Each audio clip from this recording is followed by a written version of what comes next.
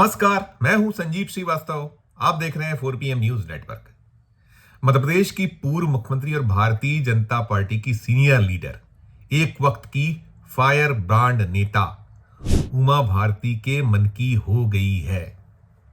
उमा भारती ने शिवराज सिंह चौहान जब मध्य प्रदेश के मुख्यमंत्री थे तो बहुत संघर्ष किया, बहुत जतन किया, अनेक तरीकों से अपनी मांग शिवराज सिंह चौहान जब मध्य प्रदेश की बागडोर संभाला करते थे तो उनके समक्ष रखी।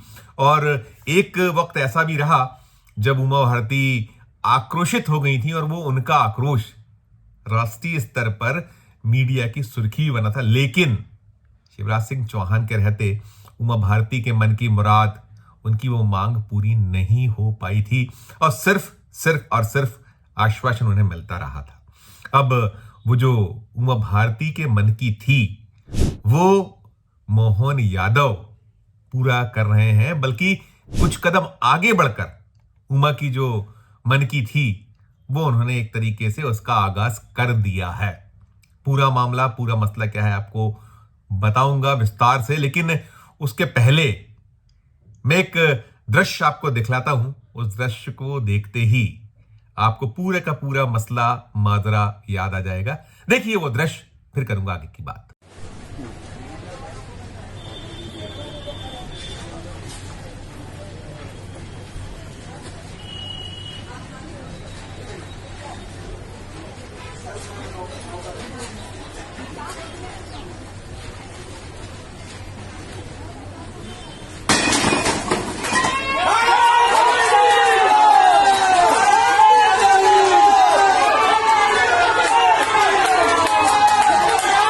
देखा आपने, ये दृश्य भोपाल का था।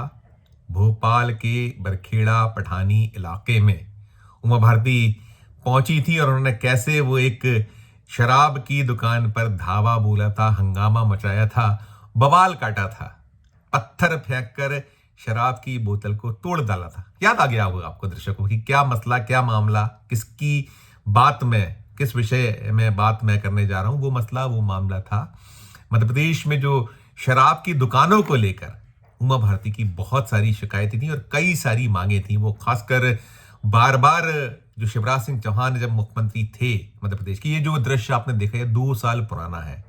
और इसके बाद एक दृश्य पर और नजर डालिए, फिर करूंगा और आगे की बात।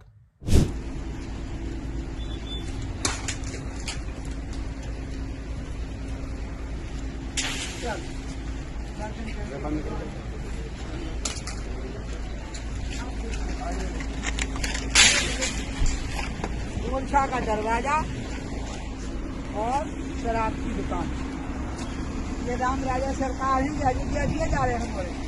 यहाँ सरयू का जल है, यहाँ ये वाला जल है। ये कितनी शर्मनाक बात है मेरे लिए, क्योंकि ये मैं ही तो हूँ जिसने किया, हमारी ही सरकार है, हमारी ही पार्टी है।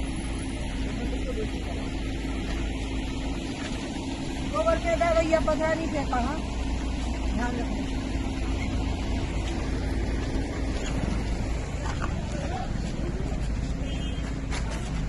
अब ये दृश्य भी आपने देखा।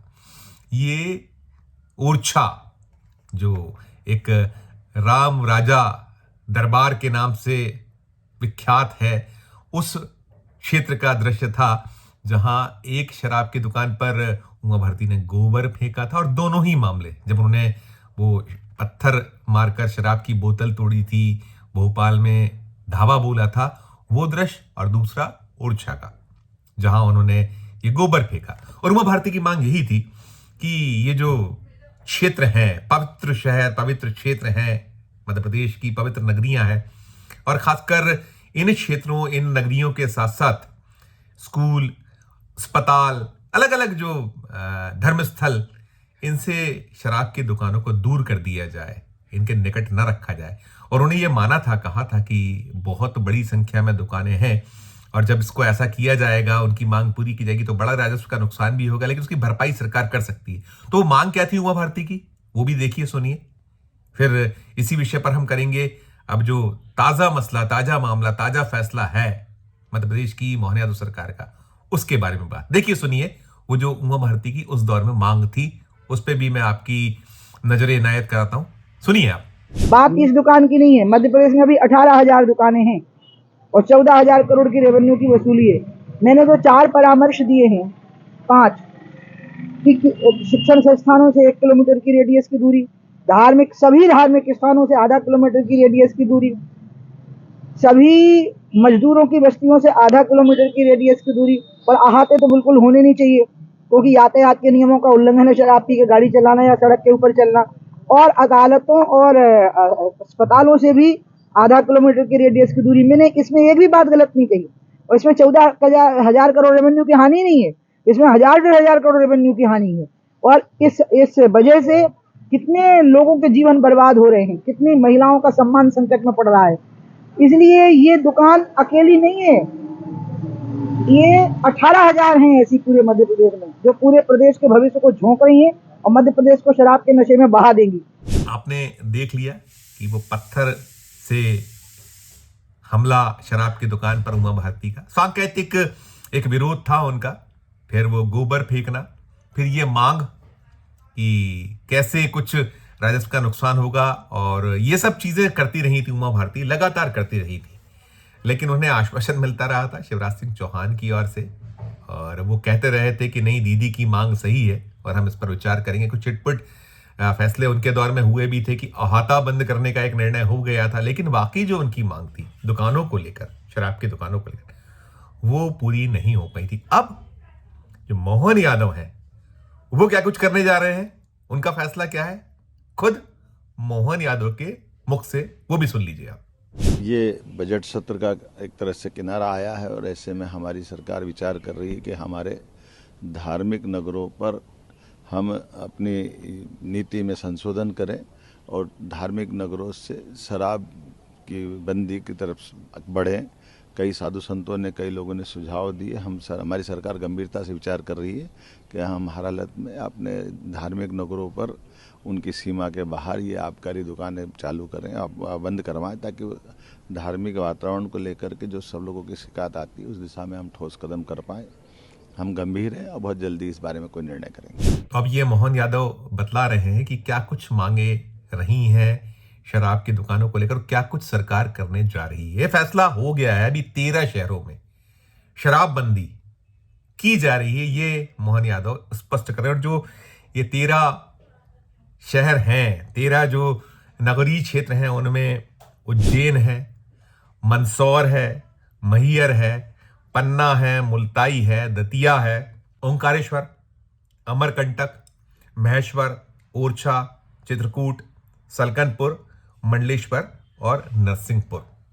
सभी क्षेत्रों का अलग अलग महत्व है। यदि हम उज्जैन जाते हैं तो उज्जैन में महाकाल की नगरी है, मंदसौर में पशुपति नाथ के लिए विख्यात है, पशुपति जो नाथ का एक जो मंदिर वहाँ मंदसौर में है। फिर मैहर में माँ शारदा देवी की नगरी कहलाता है। फिर दतिया जाइए तो दतिया में पीताम्बरा पीठ है, ओंकारेश्वर में भी ज्योतिर्लिंग है। फिर अमरकंटक में जो है नर्मदा का उद्गम स्थल है। ऐसे अलग अलग क्षेत्र हैं।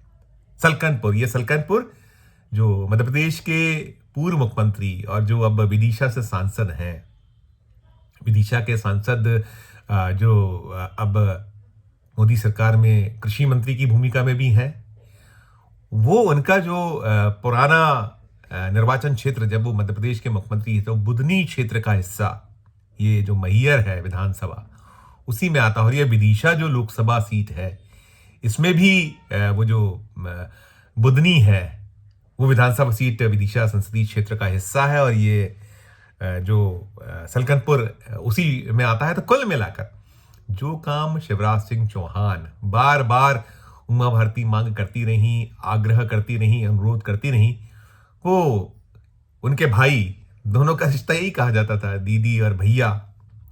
शिवराज सिंह चौहान उन्हें अपनी बहन बताया करते थे और वो भैया कहा करती थी, लेकिन वो नहीं कर पाया। अब ये मोहन यादव ने ये निर्णय लिया है, फैसला लिया है। लेकिन इसमें एक खास बात यह है कि ये लागू होने के बाद नीति बन रही है। जैसा आपने सुना, मोहन यादव बता रहे थे, कुछ शराब सस्ती करने का भी उनका मंशा है, कुछ और भी जो ये नई नीति बन रही है, बहुत शीघ्र ये इसे इंप्लीमेंट किया जाएगा, क्योंकि नए ठेके होते हैं नए वित्तीय वर्ष में, तो बड़ी एक इसके लिए कीमत भी चुकानी होगी, काफी नुकसान भी होगा। क्योंकि आपने सुना था उमा भारती बतला रही थी कि कितना नुकसान संभावित है यदि दुकानें अलग ऐसी क्षेत्रों में की जाती हैं मूल क्षेत्रों से, या जो घनत्व वाले क्षेत्र हैं, इलाके हैं, वहां से हटा कर दो कितना नुकसान होगा। लेकिन अब तो ये बंद करने का, शराब बंदी की बात कर रहे हैं मोहन यादव, उनका फैसला यही है।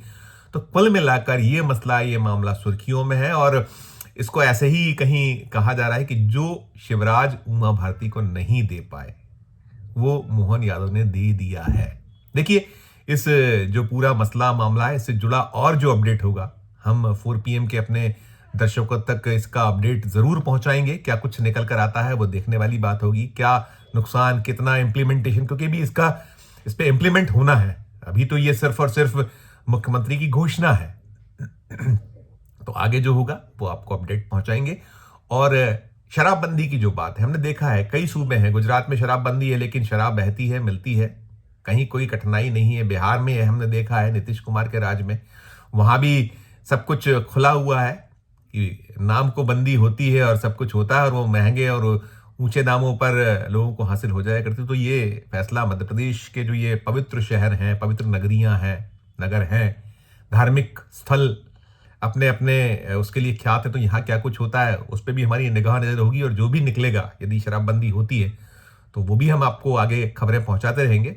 आपकी अपनी क्या राय है? ये क्या सिर्फ हाथी के दांत दिखाने के और खाने के और ही हैं?